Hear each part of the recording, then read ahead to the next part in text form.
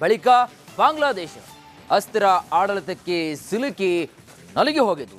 ಇದೀಗ ಜಗತ್ತಿನ ಏಕೈಕ ಹಿಂದೂ ರಾಷ್ಟ್ರ ಎನಿಸಿಕೊಳ್ಳುತ್ತಿದ್ದಂತಹ ನೇಪಾಳದ ಸರದಿ ಬಂದು ಬಿಟ್ಟಿದೆ ನೋಡಿ.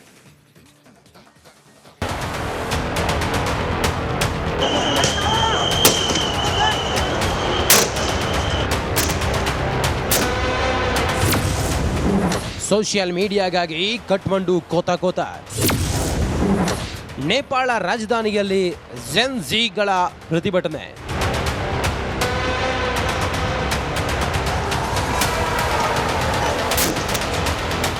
ಒಂದು ಕಡೆ ನೇಪಾಳ ಸರ್ಕಾರದ ಭ್ರಷ್ಟಾಚಾರ, ಮತ್ತೊಂದು ಕಡೆ ಸಾಮಾಜಿಕ ಮಾಧ್ಯಮಗಳ ಮೇಲಿನ ನಿಷೇಧ ಖಂಡಿಸಿ ನೇಪಾಳದಲ್ಲಿ ನಡೆದ ಪ್ರತಿಭಟನೆ ಹಿಂಸಾ ರೂಪಕ್ಕೆ ತಿರುಗಿದೆ.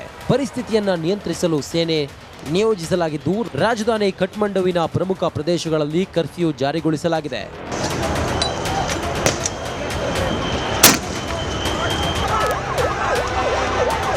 ಜೆನ್ ಝಿ ಪೀಳಿಗೆಯ ಯುವ ಸಮೂಹದ ಪ್ರತಿಭಟನೆಯಲ್ಲಿ ಸಾವಿರಾರು ಮಂದಿ ಕರ್ಫ್ಯೂ ಉಲ್ಲಂಘಿಸಿ ಸಂಸತ್ತಿನ ಬಳಿಯ ನಿರ್ಬಂಧಿತ ವಲಯಗಳಿಗೆ ನುಗ್ಗಲು ಪ್ರಯತ್ನಿಸಿದ್ದಾರೆ.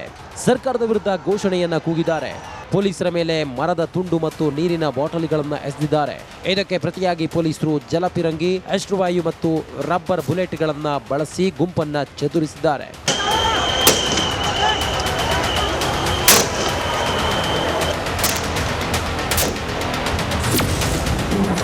ಜೆನ್ ಝಿ ಶಕ್ತಿ ಪ್ರದರ್ಶನ. ಓಲಿ ಸರ್ಕಾರದ ವಿರುದ್ಧ ಸಿಡಿದ ಯುವ ಸಮೂಹ. 24 ಆ್ಯಪ್ ಬ್ಯಾನ್ ವಿರುದ್ಧ ಸಿಡಿದ Gen Z kids. Facebook, X, YouTube ban ವಿರುದ್ಧ ಆಕ್ರೋಶ. ನೇಪಾಳ ಸಂಸತ್ ಭವನಕ್ಕೆ ನುಗ್ಗಿದ ಪ್ರತಿಭಟನಾಕಾರರು. ರಾಷ್ಟ್ರಪತಿ ಭವನ, ಪ್ರಧಾನಿ ನಿವಾಸದ ಬಳಿ ಪ್ರತಿಭಟನೆ. ಸರ್ಕಾರದ ವಿರುದ್ಧ ಘೋಷಣೆ ಕೂಗಿದ ಯುವ ಸಮೂಹ. ಇಂಟರ್ನೆಟ್ ಸೇವೆ ಸ್ಥಗಿತಗೊಳಿಸಿದ ಓಲಿ ಸರ್ಕಾರ. ಪ್ರತಿಭಟನೆ ಹಿನ್ನೆಲೆಯಲ್ಲಿ ಕಠ್ಮಂಡುವಿನಲ್ಲಿ ಕರ್ಫ್ಯೂ. ಪ್ರತಿಭಟನಾಕಾರರ ಮೇಲೆ ಟಿಯರ್ ಗ್ಯಾಸ್ ಪ್ರಯೋಗ. ಸುಪ್ರೀಂ ಕೋರ್ಟ್ ಮೇಲೆ ಗೂಬೆ ಕೂರಿಸಿದ ಸರ್ಕಾರ.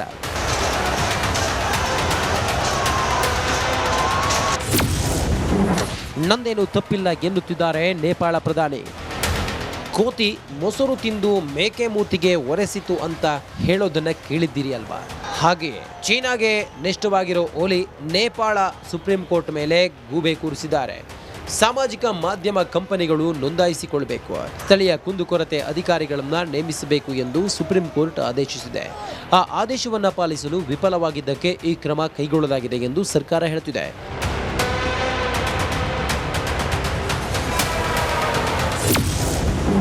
ಚೀನಿ ಆ್ಯಪ್ಗಳಿಗೆ ಓಲಿ ಸರ್ಕಾರದ ಕೃಪಾ ಕಟಾಕ್ಷ.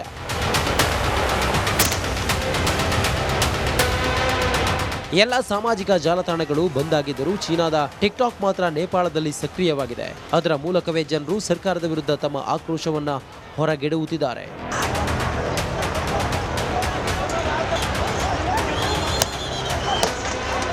Rajashekhara Jahagirdar, news desk, Republic Kannada. ಬಳಿಕ ಬಾಂಗ್ಲಾದೇಶ ಅಸ್ಥಿರ ಆಡಳಿತಕ್ಕೆ ಸಿಲುಕಿ ನಲುಗಿ ಹೋಗಿತು. ಇದೀಗ ಜಗತ್ತಿನ ಏಕೈಕ ಹಿಂದೂ ರಾಷ್ಟ್ರ ಎನಿಸಿಕೊಳ್ಳುತ್ತಿದ್ದಂತಹ ನೇಪಾಳದ ಸರದಿ ಬಂದು ಬಿಟ್ಟಿದೆ ನೋಡಿ.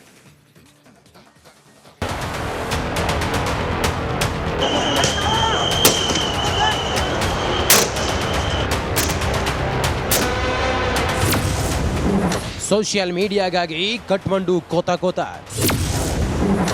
ನೇಪಾಳ ರಾಜಧಾನಿಯಲ್ಲಿ ಜೆನ್ ಝೀಗಳ ಪ್ರತಿಭಟನೆ.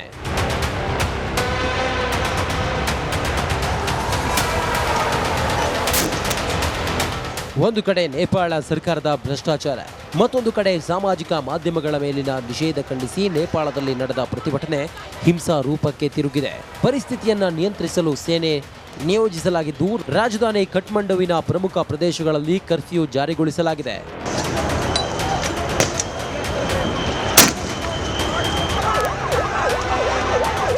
ಜೆನ್ ಝಿ ಪೀಳಿಗೆಯ ಯುವ ಸಮೂಹದ ಪ್ರತಿಭಟನೆಯಲ್ಲಿ ಸಾವಿರಾರು ಮಂದಿ ಕರ್ಫ್ಯೂ ಉಲ್ಲಂಘಿಸಿ ಸಂಸತ್ತಿನ ಬಳಿಯ ನಿರ್ಬಂಧಿತ ವಲಯಗಳಿಗೆ ನುಗ್ಗಲು ಪ್ರಯತ್ನಿಸಿದ್ದಾರೆ. ಸರ್ಕಾರದ ವಿರುದ್ಧ ಘೋಷಣೆಯನ್ನ ಕೂಗಿದ್ದಾರೆ. ಪೊಲೀಸರ ಮೇಲೆ ಮರದ ತುಂಡು ಮತ್ತು ನೀರಿನ ಬಾಟಲಿಗಳನ್ನು ಎಸೆದಿದ್ದಾರೆ. ಇದಕ್ಕೆ ಪ್ರತಿಯಾಗಿ ಪೊಲೀಸರು ಜಲಪಿರಂಗಿ, ಅಶ್ರುವಾಯು ಮತ್ತು ರಬ್ಬರ್ ಬುಲೆಟ್ಗಳನ್ನು ಬಳಸಿ ಗುಂಪನ್ನ ಚದುರಿಸಿದ್ದಾರೆ.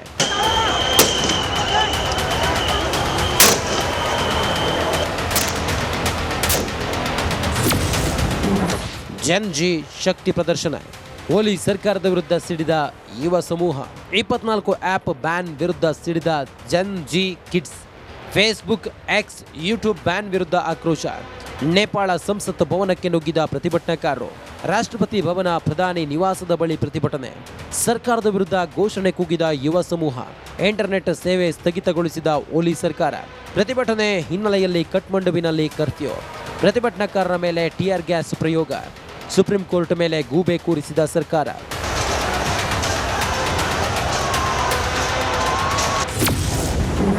ನಂದೇನು ತಪ್ಪಿಲ್ಲ ಎನ್ನುತ್ತಿದ್ದಾರೆ ನೇಪಾಳ ಪ್ರಧಾನಿ.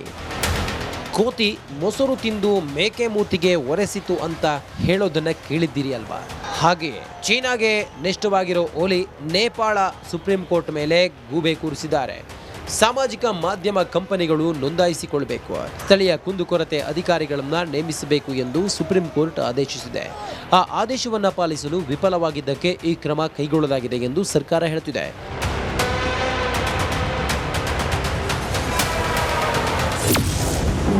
ಚೀನಿ ಆ್ಯಪ್ಗಳಿಗೆ ಓಲಿ ಸರ್ಕಾರದ ಕೃಪಾ ಕಟಾಕ್ಷ.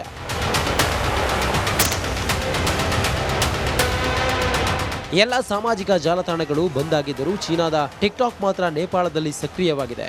ಅದರ ಮೂಲಕವೇ ಜನರು ಸರ್ಕಾರದ ವಿರುದ್ಧ ತಮ್ಮ ಆಕ್ರೋಶವನ್ನ ಹೊರಗೆಡುವುತ್ತಿದ್ದಾರೆ.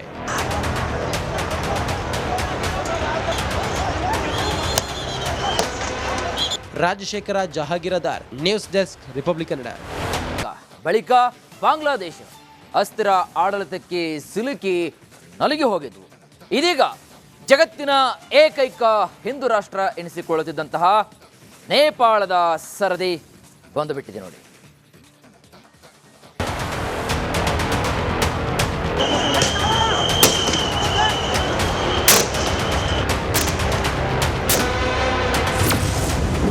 ಸೋಷಿಯಲ್ ಮೀಡಿಯಾಗಾಗಿ ಕಠ್ಮಂಡು ಕೋತ.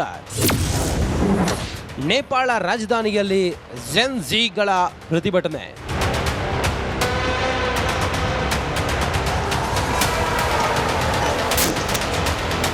ಒಂದು ಕಡೆ ನೇಪಾಳ ಸರ್ಕಾರದ ಭ್ರಷ್ಟಾಚಾರ, ಮತ್ತೊಂದು ಕಡೆ ಸಾಮಾಜಿಕ ಮಾಧ್ಯಮಗಳ ಮೇಲಿನ ನಿಷೇಧ ಖಂಡಿಸಿ ನೇಪಾಳದಲ್ಲಿ ನಡೆದ ಪ್ರತಿಭಟನೆ ಹಿಂಸಾ ರೂಪಕ್ಕೆ ತಿರುಗಿದೆ. ಪರಿಸ್ಥಿತಿಯನ್ನ ನಿಯಂತ್ರಿಸಲು ಸೇನೆ ನಿಯೋಜಿಸಲಾಗಿದ್ದು, ರಾಜಧಾನಿ ಕಠ್ಮಂಡುವಿನ ಪ್ರಮುಖ ಪ್ರದೇಶಗಳಲ್ಲಿ ಕರ್ಫ್ಯೂ ಜಾರಿಗೊಳಿಸಲಾಗಿದೆ.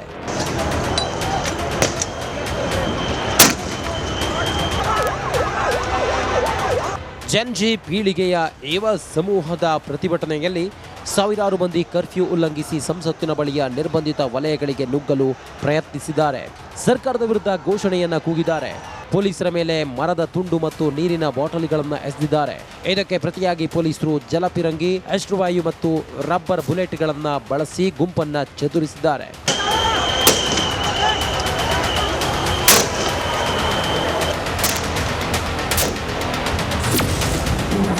ಜೆನ್ ಜಿ ಶಕ್ತಿ ಪ್ರದರ್ಶನ. ಓಲಿ ಸರ್ಕಾರದ ವಿರುದ್ಧ ಸಿಡಿದ ಯುವ ಸಮೂಹ. 24 ಆ್ಯಪ್ ಬ್ಯಾನ್ ವಿರುದ್ಧ ಸಿಡಿದ ಜೆನ್ ಜಿ ಕಿಡ್ಸ್.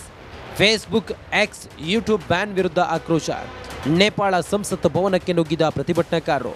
ರಾಷ್ಟ್ರಪತಿ ಭವನ, ಪ್ರಧಾನಿ ನಿವಾಸದ ಬಳಿ ಪ್ರತಿಭಟನೆ. ಸರ್ಕಾರದ ವಿರುದ್ಧ ಘೋಷಣೆ ಕೂಗಿದ ಯುವ ಸಮೂಹ. ಇಂಟರ್ನೆಟ್ ಸೇವೆ ಸ್ಥಗಿತಗೊಳಿಸಿದ ಓಲಿ ಸರ್ಕಾರ. ಪ್ರತಿಭಟನೆ ಹಿನ್ನೆಲೆಯಲ್ಲಿ ಕಠ್ಮಂಡುವಿನಲ್ಲಿ ಕರ್ಫ್ಯೂ. ಪ್ರತಿಭಟನಾಕಾರರ ಮೇಲೆ ಟಿಯರ್ ಗ್ಯಾಸ್ ಪ್ರಯೋಗ. ಸುಪ್ರೀಂ ಕೋರ್ಟ್ ಮೇಲೆ ಗೂಬೆ ಕೂರಿಸಿದ ಸರ್ಕಾರ.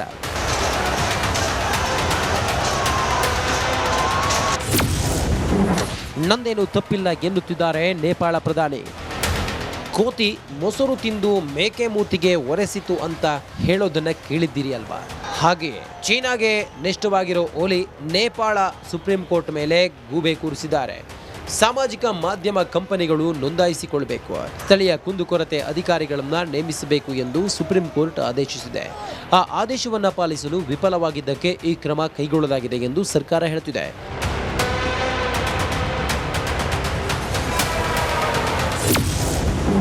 ಚೀನಿ ಆ್ಯಪ್ಗಳಿಗೆ ಓಲಿ ಸರ್ಕಾರದ ಕೃಪಾ ಕಟಾಕ್ಷ.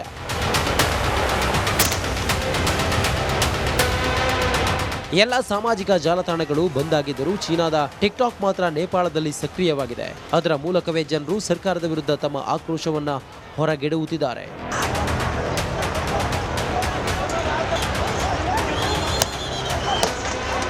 Rajashekhara Jahagirdar, news desk, Republic Kannada.